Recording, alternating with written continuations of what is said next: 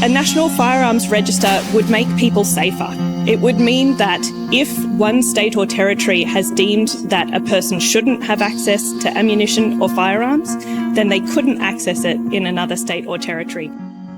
You probably heard the pitch. We need a national firearms register to keep Australians safe. You'd think that sounds reasonable, right?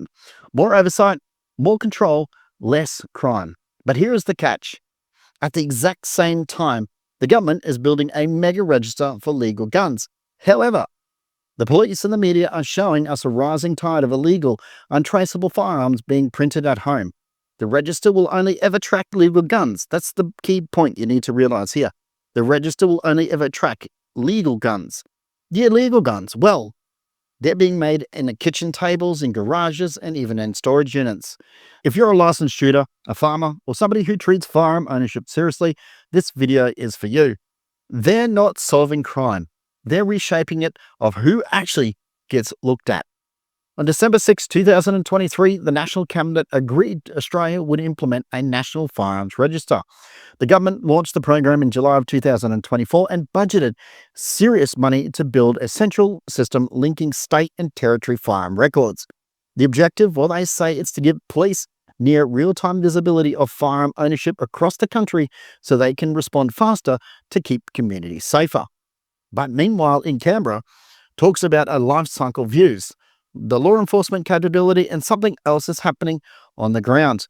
Police across every single state say that 3D printed firearms and homemade firearms, often those ones that are made of plastic, sometimes made of that little bit of a mix between metal and plastic, are being seized in record numbers.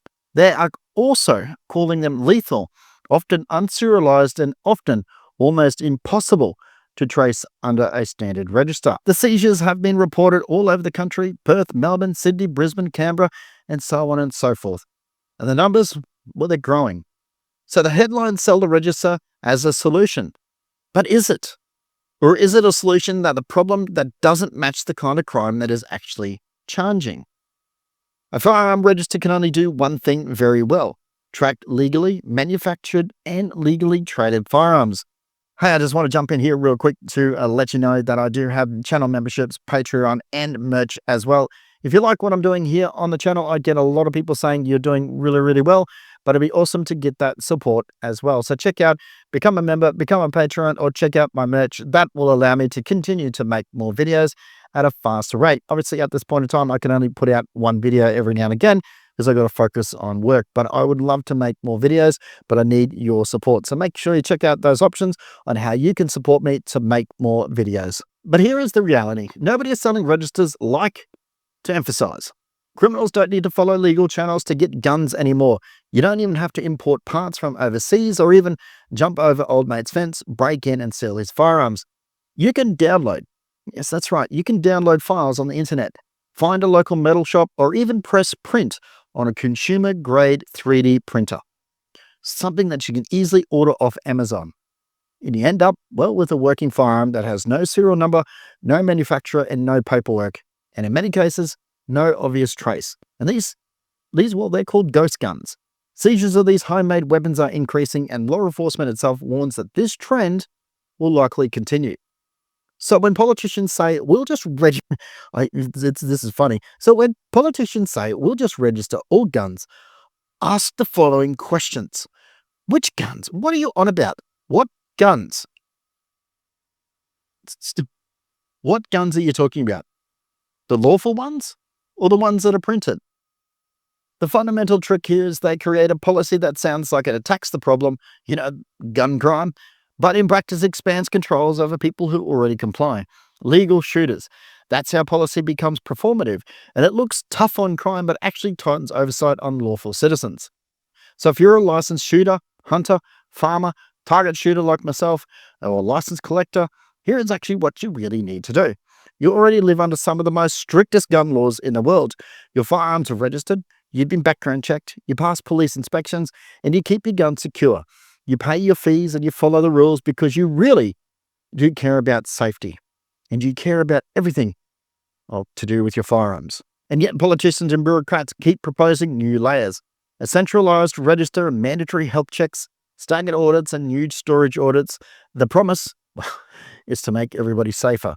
The result is too often more paperwork and more medical gatekeeping and more audits for those who already done nothing wrong.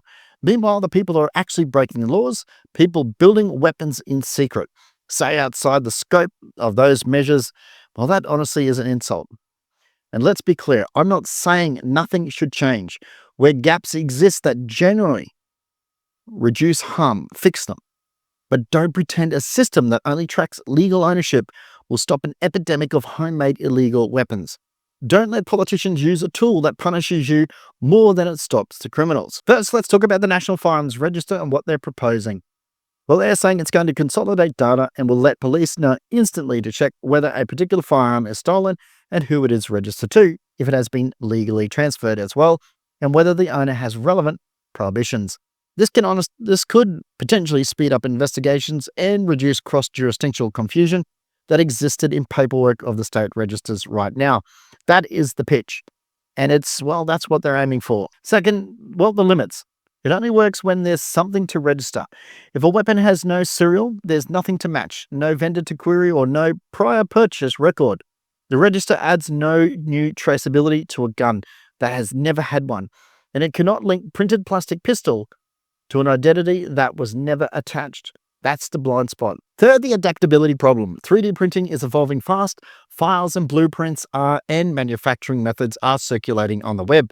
Many jurisdictions have criminalized possession of blueprints and have targeted suppliers, but the flow of information is global and resilient. A register in Canberra is slow to adapt what's already being decentralized manufacturing problem. Fourth, preserve enforcement incentives. When lawmakers focus on expanding registers, the health checks for legal owners, enforcement efforts follow the easiest path. Audit and monitor the illicit population. Policing resources are diverted to compliance checks and administrative enforcement, where success metrics look tidy, rather than real messy work that they need to do. And they really need to get out there and disrupt the clandestine manufacturers and supply networks. This is not theory. It is a pattern in public policy. And the fifth thing is the scapegoat effect. When a register is sold as public safety win, it becomes politically useful. Failures to address violent crime can be reframed to, we need more control of licensed shooters. The narrative flips from the blame from the failures to fix illicit supply chains to expanding control of the lawful. You see that this is the rhetoric around health checks and mandatory assessments. Just look at what's happening in Western Australia. And if you actually want to reduce harm, you need targeted strategy that attacks supply, digital blueprints, and trafficking, not just more paperwork for people who follow the law. So let's make this real simple example that you can actually picture. Imagine old Jim, 64 years old, lives 2 hours out of town, hunts rabbits, and looks after his mate's property when needed. He owns a bolt action 22 for, shooting those rabbits. Jim goes to renew his license, and now they ask him to fill out another health assessment, another form, perhaps more medical notes, and answer more questions. He pays another fee and waits for processing. Meanwhile, in the city, a small illegal workshop is turning out 3D printed firearms sold in dark channels. Those guns, they're unregistered, untraceable, and made so cheaply that people making them don't care about full audits. Who has the most paperwork? Obviously Jim. What about the manufacturer? Well, you can feel the injustice. This is what a lot of licensed shooters feel right now, and why it is easy to be angry about the measures and appear performative rather than practical. Now imagine the same story repeated in clubs across the country. Every law-abiding shooter ends up with more friction to access what they need to do their lawful sport or even their work. And for many, it's not just really annoying, it's an erosion of trust in the institutions that promised to protect both rights and safety. So what do we actually do? That's practical, not performative. Demand some evidence. That's right. Ask the policymakers for evidence. And if politicians want to make a register, ask proof.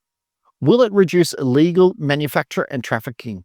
Ask them to show modelling that registers reduce violent crime when the weapons are increasingly homemade. And push for targeted enforcement against illicit manufacturers and suppliers.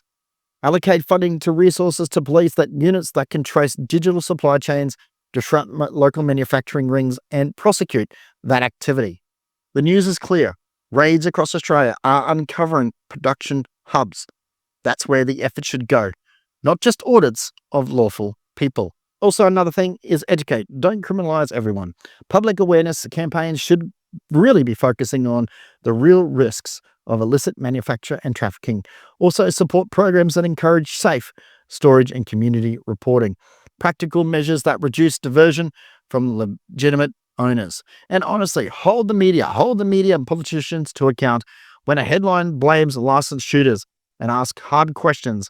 Are they confusing correlation with causation? Are they prioritizing dramatic policy over effective strategy? Call it out. Honestly, leave comments. Call it out when you see this nonsense. If you agree, make sure you subscribe more to this channel, because Benchrest Marksman, I'm really here trying to bring awareness to these issues. And don't forget to check out all my other videos as well. Thanks for watching.